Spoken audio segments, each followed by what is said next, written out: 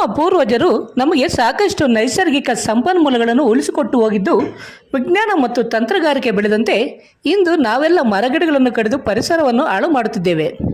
ನಮ್ಮ ಮುಂದಿನ ಪೀಳಿಗೆ ಉತ್ತಮ ಪರಿಸರದಲ್ಲಿ ಬೆಳೆಯಬೇಕಾದರೆ ನಾವೆಲ್ಲ ಮರಗಿಡಗಳನ್ನು ನೆಟ್ಟು ಪರಿಸರವನ್ನು ಕಾಪಾಡಿಕೊಳ್ಳಬೇಕೆಂದು ಜಾನಪದ ಕಲಾವಿದ ಸ್ವಾರಪಲ್ಲಿ ಚಂದ್ರಶೇಖರ್ ಅವರು ತಮ್ಮ ಹಾಡುಗಳ ಮೂಲಕ ವಿದ್ಯಾರ್ಥಿಗಳಿಗೆ ಕರೆ ನೀಡಿದರು.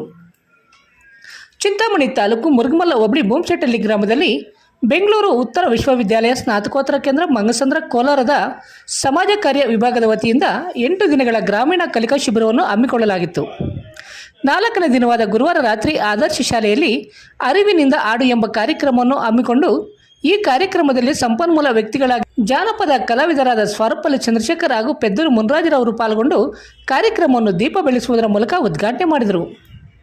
ಸ್ವಾರಪಲ್ಲಿ ಚಂದ್ರಶೇಖರ್ ಅವರು ಪ್ರಕೃತಿಯ ಬಗ್ಗೆ ಸುಮಾರು 5ರಿಂದ 6 ಹಾಡುಗಳನ್ನು ಹಾಡಿ ಊರಿಗೊಂದು ಗೋಕುಂಟೆ ಕಟ್ಟಿದ, ಕಾಡು ಬೆಳೆಸಿರಿ, ನಮ್ಮ ನಾಡನ್ನು ಉಳಿಸಿರಿ, ಇಂತಹ ಉತ್ತಮ ಪರಿಸರವುಳ್ಳಂತಹ ನವನಾಡು ಕಟ್ಟುವ ಕಡೆಗೆ ಹಾಗೂ ಪ್ರಕೃತಿಯಿಂದಲೇ ನಾವು, ಪ್ರಕೃತಿಯಿಲ್ಲದೆ ನಾವಿಲ್ಲ ಎಂದು ಹಾಡುತ್ತಾ ಪರಿಸರದ ಬಗ್ಗೆ ನಮಗಿರುವ ಜವಾಬ್ದಾರಿಗಳನ್ನು ಪರಿಣಾಮಕಾರಿಯಾಗಿ ತಿಳಿಸಿ ನಾವೆಲ್ಲರೂ ಹಸಿರು ಪಯಣದ ಕಡೆ ಹೆಜ್ಜೆ ಆಗಬೇಕೆಂದು ಅರಿವು ಮೂಡಿಸಿದರು.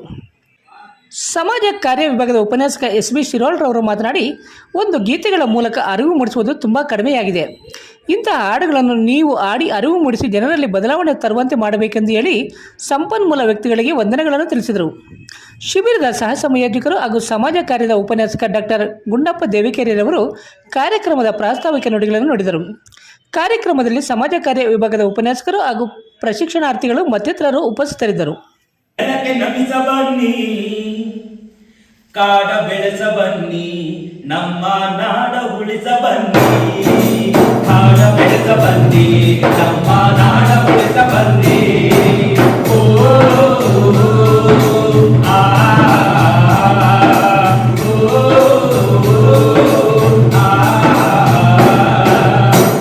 ಕಟ್ಟಿ ನಮ್ಮ ನಾಡ ಕಟ್ಟಿಗೆ ಜನಕ್ಕೆ ನಮಿಸ ಬನ್ನಿ, ಕಾಡ ಬೆಳೆಸ ಬನ್ನಿ, ನಮ್ಮ ನಾಡ ಉಳಿಸ ಬನ್ನಿ, ಕಾಡ ಬೆಳೆಸ ಬನ್ನಿ, ನಮ್ಮ ನಾಡ ಉಳಿಸ ಬನ್ನಿ.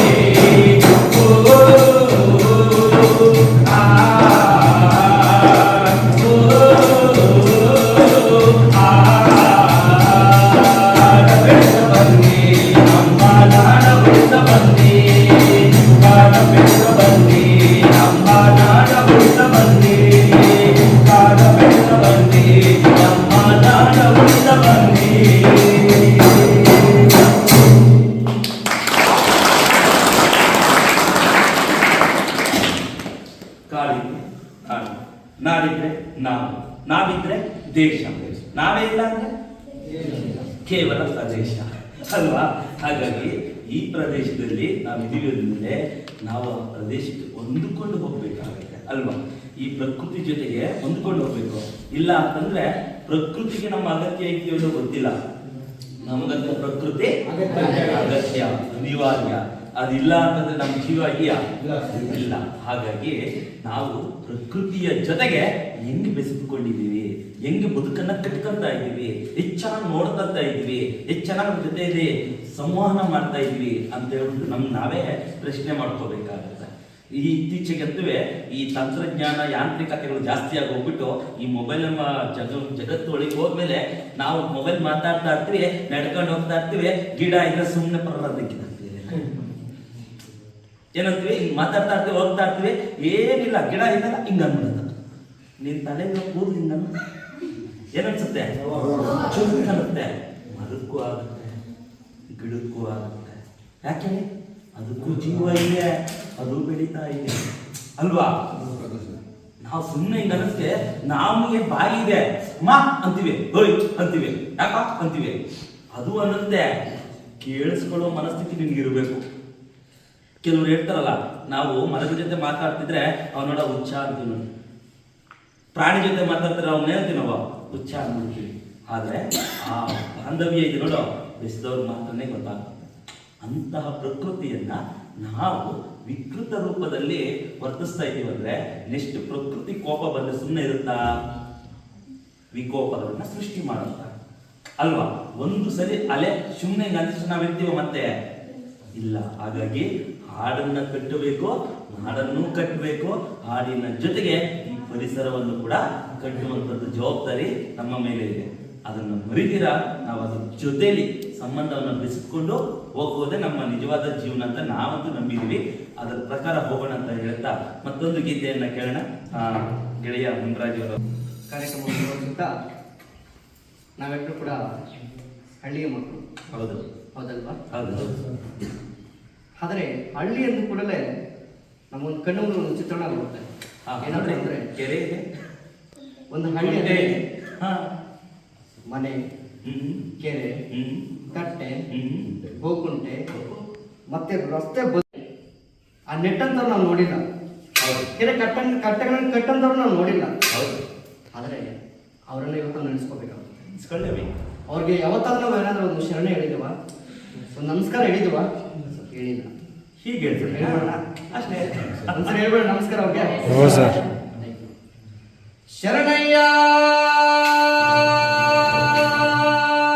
ಶರಣೋ ಶರಣೋ ಶರಣಯ್ಯ ಶರಣೋ ಶರಣಯ್ಯ ಶರಣೋ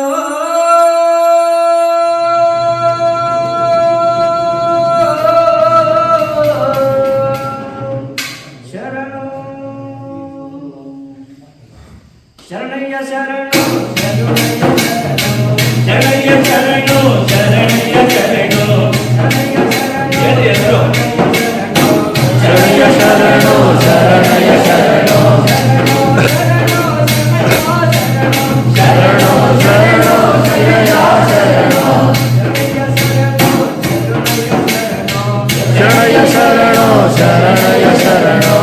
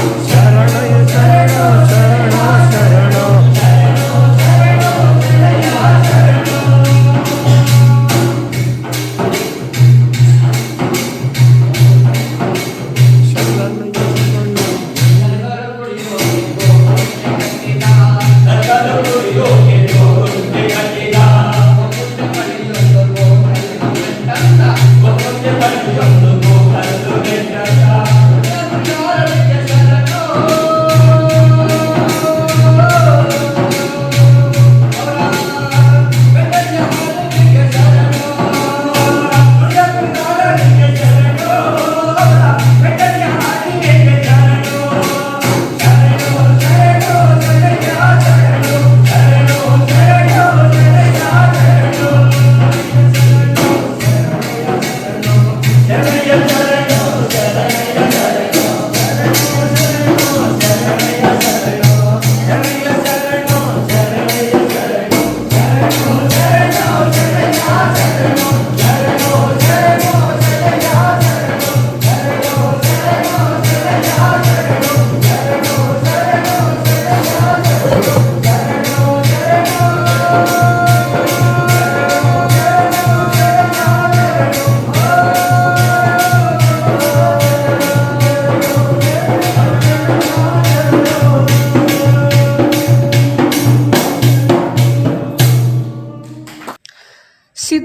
ಹರ್ಬಲ್ ಕೇರ್, ಬೆಂಗಳೂರು ರಸ್ತೆ ರಾಘವೇಂದ್ರ ಸ್ವಾಮಿ ದೇವಾಲಯದ ಹಿಂಭಾಗ 2ನೇ ಕ್ರಾಸ್, ಚಿಂತಾಮಣಿ. ಇಲ್ಲಿ ಜೂನ್ 4ರ ಬುಧವಾರದಿಂದ ಆರಂಭವಾಗುತ್ತಿರುವ ಸಿದ್ಧ ಹರ್ಬಲ್ ಕೇರ್ನಲ್ಲಿ ಸಕ್ಕರೆ ಕಾಯಿಲೆ, BP, ಥೈರಾಯ್ಡ್, ಮಲಬದ್ಧತೆ, ಕೂದಲು ಸಮಸ್ಯೆ, ಚರ್ಮ ಸಂಬಂಧಿತ ಸಮಸ್ಯೆಗಳು, ಕಿಡ್ನಿ ಸಮಸ್ಯೆ, ಲೈಂಗಿಕ ಸಮಸ್ಯೆ, ಎಲ್ಲ ಸ್ತ್ರೀರೋಗ ಸಮಸ್ಯೆಗಳು, PCOD, ಲಕ್ವ, ಒಂಟಿ ತಲೆನೋವು, ಪ್ರಸವ ನಂತರ ಬರುವ ರೋಗ ಸಮಸ್ಯೆಗಳು, ಅನ್ವಾಂಟೆಡ್ ಏರ್ಸ್, ಕ್ಯಾನ್ಸರ್, ಕೀಮೋಥೆರಪಿ ನಂತರ ಬರುವ ಸಮಸ್ಯೆಗಳು, ದೀರ್ಘಕಾಲಿಕ ಮೂಲೆ ನೋವುಗಳಿಗೆ, ಕರುಳು ಸಮಸ್ಯೆ ಸೇರಿದಂತೆ ಎಲ್ಲ ರೀತಿಯ ಆರೋಗ್ಯ ಸಮಸ್ಯೆಗಳಿಗೆ ನಮ್ಮಲ್ಲಿ ಶಾಶ್ವತ ಪರಿಹಾರ ನೀಡಲಾಗುವುದು. ವಿವರಗಳಿಗೆ ಸಂಪರ್ಕಿಸಿ 7349399362 9363203259ಕ್ಕೆ ಸಂಪರ್ಕಿಸಬಹುದು.